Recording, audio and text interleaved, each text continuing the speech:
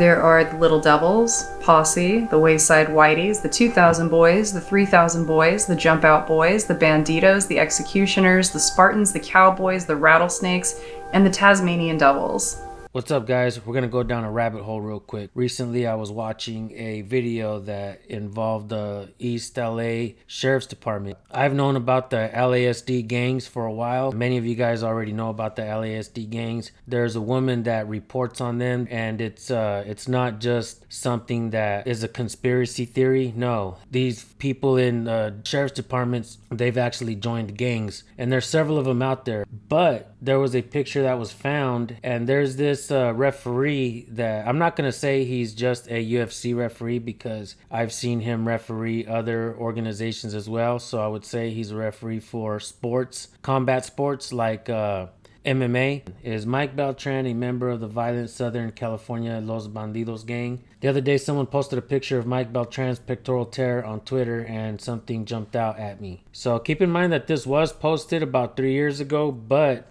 I think this story needs to be covered over and over again. I don't know if Mike Beltran ever spoke on this. Did he ever respond? A cursory review of Mike's social media reminds us that Mike Beltran actually goes by Miguel Beltran in another life, specifically during his time with the Los Angeles County Sheriff's Department. Miguel Beltran. Miguel Mike Beltran has served as an LASD deputy within East Los Angeles Sheriff's Department for almost 2 decades. The same department is said to house the violent Los Bandidos deputy gang, which lawsuits have alleged foster a sense of fear and intimidation for female deputies, along with other acts of intimidation within the community, up to including the purposeful arrest of innocent people in East LA. Other investigations of the LASD alleged murder, extortion, and collaboration between Los Angeles County sheriffs and gang members within its facilities. The FBI has taken notice as well, beginning its own investigation amid the flurry of lawsuits facing the LASD. One such lawsuit names Miguel Beltran specifically. In that lawsuit, a prisoner asked Beltran if to be separated from the general gang population because he feared for his life. After Beltran interviewed him, Beltran ignored the request, placing the prisoner in the general gang population. The prisoner was then brutally attacked, with rival gang members shouting as he was beaten, "Beltran gave you up, punk." The symbol for the Los Banditos takes on many forms in popular culture. However, it is in only one context that the symbol comes with the ELA lettering, which symbolizes the person's membership of the East LA Bandidos gang. The modern iteration of LASD's deputy gang Los Banditos tattoo with the mustache. And here's you guys can see the tattoo ELA. So I ask you, fair reader, is Mike Beltran a member of the violent East LA Los Banditos gang? I'm not gonna lie, they always make him kind of seem like a Mr. Goody Two Shoes and shit, but if he's part of the gang, then don't you gotta be initiated into that shit somehow? Don't you gotta do something? There's more stuff to that. I don't know if you guys know. Like, I was watching a documentary regarding that shit, and that kind of goes way deep. Like, it's been happening for like, what, 50 years? At least 50 years? LASD gangs, right? I mean, we could read some of this shit. Why do I love this sport full of awful people? Thanks for giving me a new rabbit hole. I don't know. I think the sport is a good sport. There's a lot of sportsmanship in there. Discipline. Being around fighters is just an entirely different crowd. Nobody's really walking around acting hard and acting tough. They might prank each other and do funny shit like that, but yeah. You guys check out some of these clips and let me know what you guys think. Since the 1970s, there have been at least 18 gangs within the Los Angeles County Sheriff's Department, and they continue to brutalize and even murder community members today. And there are some new allegations against the deputy involved in Guardado's case who did not fire his weapon. Civil rights attorneys accuse Christopher Hernandez of being part of what some call a sheriff's department clique or gang. This dates back at least 50 years. I spent 6 months researching deputy gangs within the Los Angeles County Sheriff's Department. Conservatively, I estimate I read about 100,000 pages of legal filings, and what I came away with was a 15-part series detailing 18 gangs that I was able to confirm the existence of within the department. There are the Little Devils, Posse, the Wayside Whiteys, the 2000 Boys, the 3000 Boys, the Jump Out Boys, the Banditos, the Executioners, the Spartans, the Cowboys, the Rattlesnakes, and the Tasmanian Devils. They have killed 19 people all of whom were men of color, several of whom were in a mental health crisis when they were killed. So what do you guys think? If you really look into his arm, you can't really see it there, but I did see a picture. Well, check this out. If you zoom in right here, you can see that there's more than just one skeleton. You could just say he likes the art, of course, but is it just a coincidence at this point? Shit. I mean, I understand being a gang member, but being a cop and being in the gang while wearing the badge, I think that's kind of a fucked up thing. You know, we pay cops to do jobs, and in reality, they're supposed to do their job. And I don't believe that they're supposed to overstep, you know, certain boundaries. And the Constitution is always supposed to be there. And a lot of cops will go, for instance, the 1,000-year-old question, right? Should cops be allowed to break the law in order to catch a criminal? No, I don't think so. I think that, you know, you're going to have to let some criminals go because you can't catch them. I get it. But you can always investigate people and do what you got to do. But I don't believe that there should be gangs within the departments. I don't believe that cops should be allowed to break the law in order to catch a criminal. A lot of times we see cops doing stupid shit, getting away with messed up things like killing people, targeting people and harassing people, coercing people to give up their rights. Like, this shit, all of that shit is, to me, is un-American, you know, and that's why I think it's important for us to know our rights and record. At this point, it's not enough to just know our rights, folks. I think it's fucking extremely important to know your rights and record. I think that is the missing piece of the puzzle of truly holding government accountable. Our job as a people now is to not just know our rights, because freedom should be the topic on every dinner table in America every single fucking night, right? So yeah, we should not only know our rights, but we should always record government, because government's a fucking business. Every agency is a fucking business, and if you're not holding government accountable, then you're an asshole, because at this point you're dependent people. Like, we all are. We're all a dependent people. We expect government to fix things, right? You know, we're giving all these masters way too much fucking credit, you know what I'm saying, and way too much power, and that's because we are too fucking dependent on the government to fix things. They'll make you blame each other. Oh, you guys voted it in. Oh, you guys voted it in. You guys voted it in. At the end of the day, government wins and the people fucking lose, and that only happens because we're allowing it to, because we don't know the most important things that we're supposed to know, like our rights. I bet you right now, if Mike Beltran was sitting in front of me, I would ask him certain fucking questions that would stun him. For instance, what's the First Amendment of the Constitution? I bet you he don't even fucking know it. I bet you if he sees this video and he's pulling out his phone, he's checking that shit. What's the fucking First Amendment?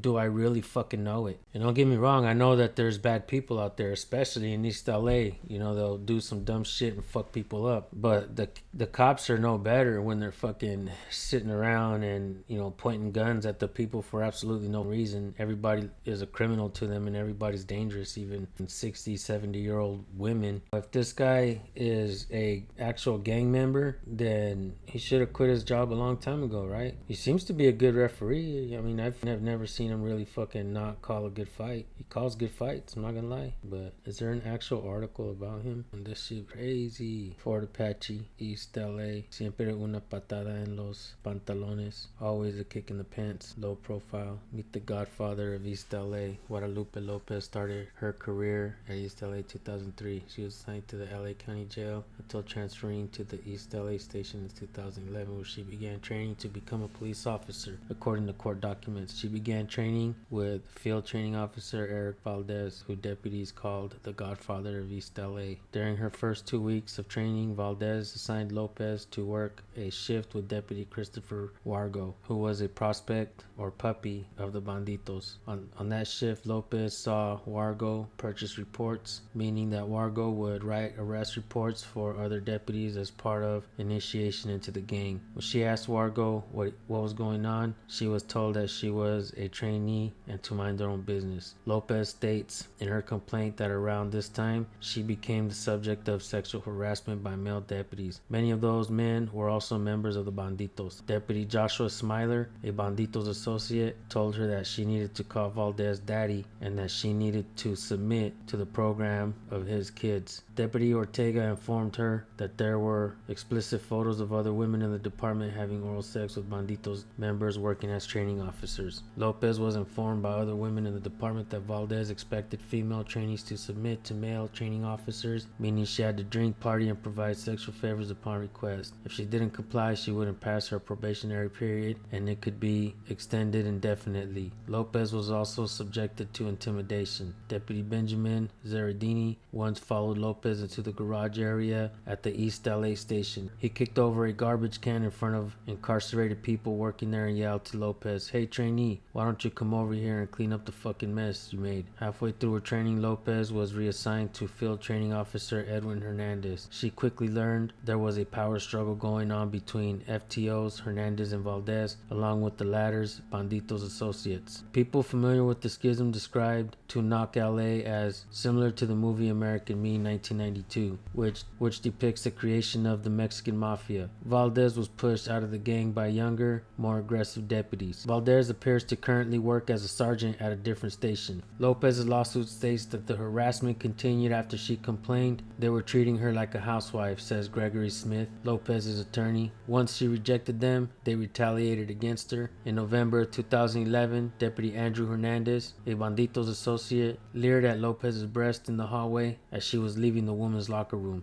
Hernandez pointed at her body and turned to another male deputy saying, "Look at these. And what do you think, bro?" he said to Lopez. "What are you gonna do about it? What are you gonna do?" On December 23rd, 2011, Deputy Eduardo Sanchez, another Banditos associate, swore at Lopez and demanded that she meet up with him. There were sexual implications to his request, and she told him that she would not meet up with him alone. Sanchez continued to harass her, saying, "I don't understand why you don't want to meet up. Are you worried about your reputation?" When Lopez saw Sanchez 2 days later, he swore at her again for not going to meet up with him alone. In late December 2011, an on-duty Lopez reported to a priority call. Deputy Christopher Wargo drove to the location and blocked Lopez's patrol car so she could not move and ordered her out of the vehicle. Once she was out, Wargo began screaming at her. When she tried to get away by getting back into the patrol car, Wargo blocked her path and said, "You're a product of Valdez, and he is God at East LA Station. And if you don't submit to the program, you'll have problems here." In January 2012, Lopez ran into Deputy Andrew Hernandez again on another call. As she was completing a victim interview, Hernandez began cursing at her. At the end of the call, he followed Lopez to her car. He slammed his hands on the side of the vehicle and said, "What the fuck is wrong with you? You meet up with us when we tell you to." Her answers didn't satisfy him, and he told her, "Fuck you, and you're on your own." Around January 16, 2012, Deputy Benjamin Zeradini attempted to knock Lopez to the floor while she was carrying a loaded shotgun. He was able to maintain control of the weapon, but fell backwards into a wall, hitting the back of her head. In March 2012, someone posted a phony department personnel transfer request at the East LA station with Lopez's name on it. Field training officer Hernandez brought the fake request to Sergeant Jennifer Barsh, who ordered Lopez back to the station. At that point, Lopez informed Barsh about the harassment she had been subjected to by the Banditos. On March 8, 2012, Barsh filed a policy of equity, a practice that prohibits discrimination against county employees on a variety of bases, on Lopez's behalf, and told Captain Henry Romero about the Banditos' threats and harassment. Romero offered Lopez a transfer in response, which she didn't think she deserved as she had done no wrong. Lopez also believed that she would be subjected to further harassment if she went to another area. She was moved to the day shift in an attempt to alleviate the abuse she was facing, but still worked near field training officer Valdez and Christopher Valente, who had been implicated in her complaint. Deputies Christopher Wargo, Benjamin Zeradini, Andrew Hernandez, and Eduardo Sanchez, who were also mentioned, were loaned out to other stations. After Lopez's POE was filed, the harassment escalated, according to a complaint. Lopez wasn't given adequate time to prepare administrative paperwork, supervisors at the East LA station refused to sign off on her reports, and detectives didn't file or investigate her cases. Dispatch refused to respond to her calls or provide backup. She was also regularly sent on calls just a few minutes left on her shift. Rosa Gonzalez, a deputy who later sued the station, said under oath that she heard Lopez referred to as the Glob. On March 26, 2012, deputies Erdini ran Lopez's vehicle off the road. On August 10, 2012, Deputy Troy Kramer, who had also been loaned out as a result of Lopez's POE, drove up to her in the rear parking lot of the East East LA station and used his vehicle to spray dirt on Lopez. On October 25, 2012, her car was vandalized while parked at the East LA station. According to Lopez's complaint, the employees who had been moved as a result of her complaint were returned to the East LA station on December 27, 2012, without her receiving prior notification. She immediately began to experience chest pains and shortness of breath, and was diagnosed with the stress-induced pre-heart attack condition. She was placed on medical leave. Lopez attempted to come back to work just over a month later, but was met with the same harassment as before. Her doctor placed her on medical leave again. On April 10, 2013, Lopez found a dead rat underneath the driver's side door of her vehicle. The next day, eggs were thrown at her car, and someone wrote "fuck you" on the rear window. She signed up to take the sergeant's exam to seek a promotion in July 2013, but was unable to take it because of continued harassment, despite her not coming into the station regularly. On August 8, 2013, Lopez was taken off of disability leave and cleared to return to work. She contacted the Back to Work unit, but was told they could not help her, and advised her to contact the station director. Lopez spoke with Sergeant Betty Loscano, who placed her on the schedule to return to work the following day. She was contacted by Loscano again, who told Lopez to report to work on August 11th. Lopez was nervous about returning to a hostile environment, so she contacted the Association for Los Angeles Deputy Sheriffs, who told her they could not help. Lopez was later contacted by the ALADS union representative Julie Petrelli, who told her that East LA Captain James Wallach was willing to send Lopez to Cerrito Station. Lopez told Petrelli that she would go anywhere except for East LA. Petrelli contacted her again and told her that she would actually be going to the County Services Bureau, USC Hospital location. She also told Lopez she would contact her on August 11th with the work schedule, which Lopez received. The next time she heard from Petrelli, she informed Lopez that Wallach wouldn't be sending her to the hospital location after all. Petrelli instead scheduled a meeting with Lopez and Division Commander Henry Romero, who had been her captain at East LA. Petrelli refused to accompany Lopez to the meeting or send any other union representative, saying, "You should be grateful that Commander Romero is willing to meet with you." During the August 14th, 2013 meeting, Romero asked Lopez where she wanted to go. He showed her a transfer request form with two choices, San Dimas or Walnut Station. He informed her that she would be put on loan to Century Station pending the approval of her transfer, but refused to give her a copy of the paperwork. Once she arrived at Century Station, Lopez was assigned to Youth Activity League, which significantly impacted her career prospects, according to her lawsuit. Lieutenant David Infante, who previously worked at the East LA station and knew about the complaint, made it known to Lopez's supervisor Sergeant Veronica De La Rosa that he didn't want Lopez at the Century Station. In December 2013, Lopez was informed that if she didn't immediately request a transfer to the Century Station, she would have to return to East LA. She attempted to contact Romero about the status of her transfer request, but he was allegedly unavailable. Lopez went to Area Command to request a copy of the paperwork and discovered it had never been filed. Lopez filed a complaint against LA County in 2014 and eventually settled for $1.5 million, funded by taxpayers. But her attorney Gregory Smith says the damage was done. She left the department. She was very damaged by what happened, he tells Knock LA. He says that Lopez left California altogether in an attempt to leave the trauma behind. She was not in a good way. Many of the people who violently harassed Lopez are still with the department. Eric Valdez and Veronica De La Rosa were promoted to the rank of sergeant, which they held as recently as 2019. David Infante was a lieutenant as recently as 2019. Joshua Smiler, Benjamin Zeradini, Andrew Hernandez, Eduardo Sanchez, and Troy Krautkramer were deputies as of 2019.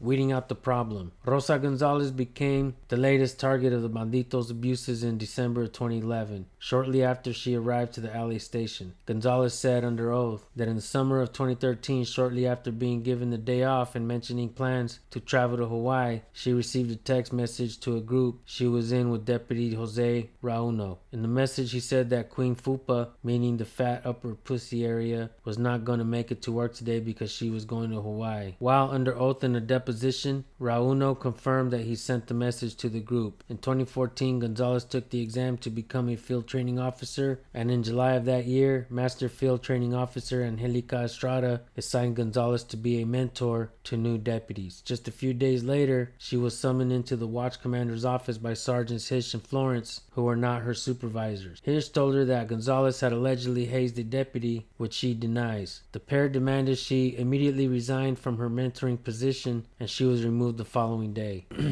Is it me, or does it seem like that story's been told 1,000 times in 1,000 different departments? Around August 4, 2014, Gonzalez filed a formal grievance against Sergeant Peter Hish, an alleged Banditos gang member, and Sergeant Joel Flores, an admitted tattooed member of the gang, alleging that she was subjected to gender discrimination. Gonzalez was transferred to the Norwalk station, but no action was taken against the sergeants. Despite Gonzalez's high test performance in the sergeant's promotional exam, she was repeatedly passed over for the promotion. She even contends that Hish manipulated her score in order to keep her from moving up in rank. Instead of investigating her claim, the department began investigating her. Gonzalez developed high blood pressure and a heart condition, which led to her removal from the field. Gonzalez filed a lawsuit against the county in April of 2016. "We had a captain that was gracious enough to take her in, and she just hid," says Gonzalez's attorney Gregory Smith. Her case settled for $1 million in 2019. Again, paid for by you guys, taxpayers. Smith says that current Sheriff Alex Villanueva reached out to Gonzalez after taking office and assisted her with study for the sergeant's exam. Gonzalez passed the exam, and Smith says she is currently a patrol sergeant. Earning your stripes. Christopher Gray, who is black, is originally from Idaho. He was a nuclear physics major in college and relocated to Los Angeles to work on some construction projects. He met his wife and the mother of his children in LA. The county's deputy gangs also subjected him to an experience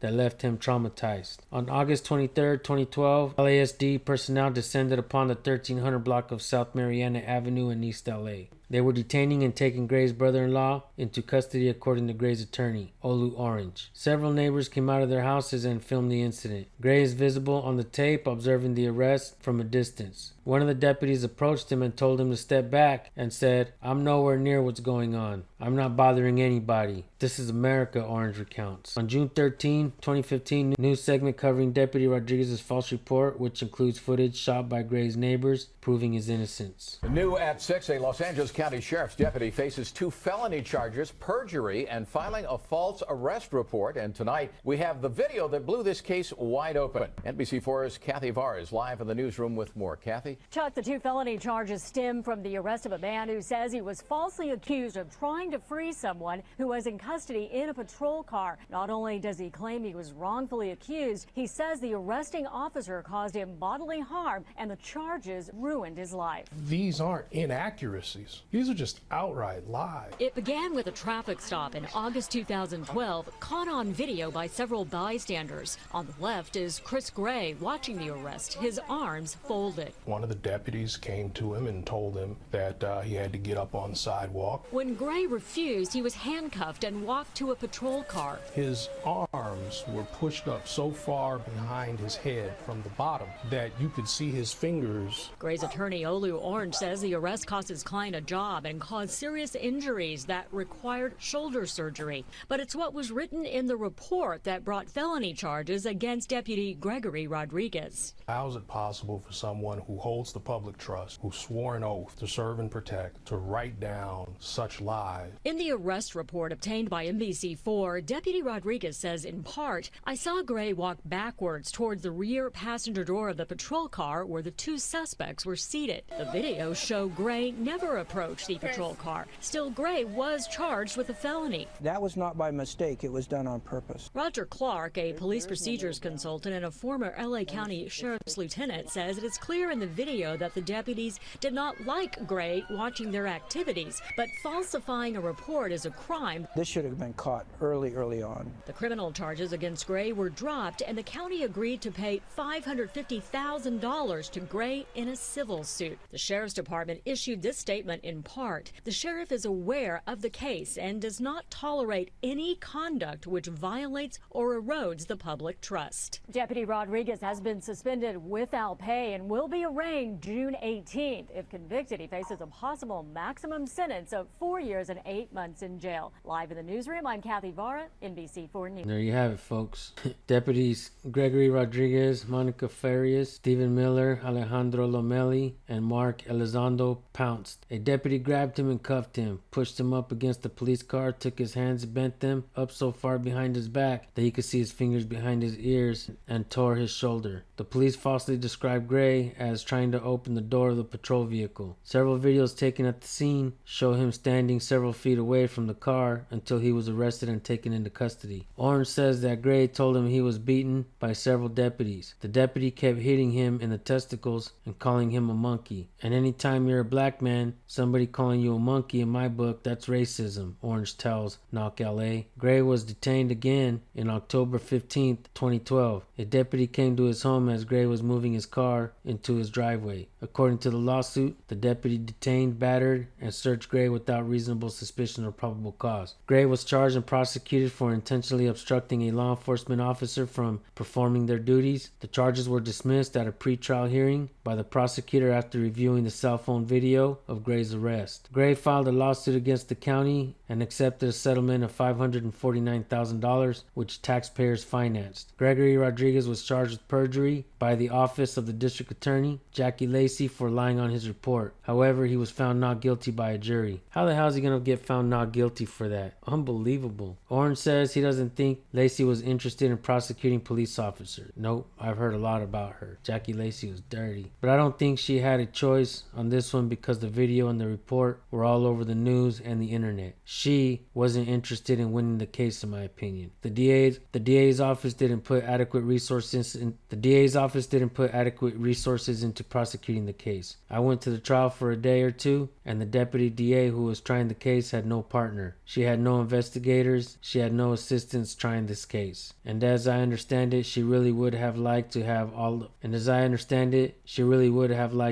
those things. Rodriguez was discharged from the department as a result of the charges, but later given his job back and returned to the department. His return, along with the elevation of other Banditos associates, solidified the gang's grip on the station. The Banditos now ran East LA. Damn, there's a lot of fucking stories, huh? Holy shit. Let me know if you guys want me to cover another one. This one too. Fuck. Wow, dude. Homie, let's do an interview.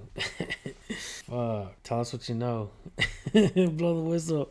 Now, what do you guys think about this? Yeah. And here's the thing that gets to me about this is whenever there's lawsuits and shit like that, we pay for this shit. You remember that cop in, I think it was Tennessee, that slept with all the cops or half of the cops or a lot of cops in the department, and all that shit came out, right? She ended up suing and she won $500,000. So she won $500,000 to be a hoe, sleep with everybody at the department, and get fired and get paid. What the fuck?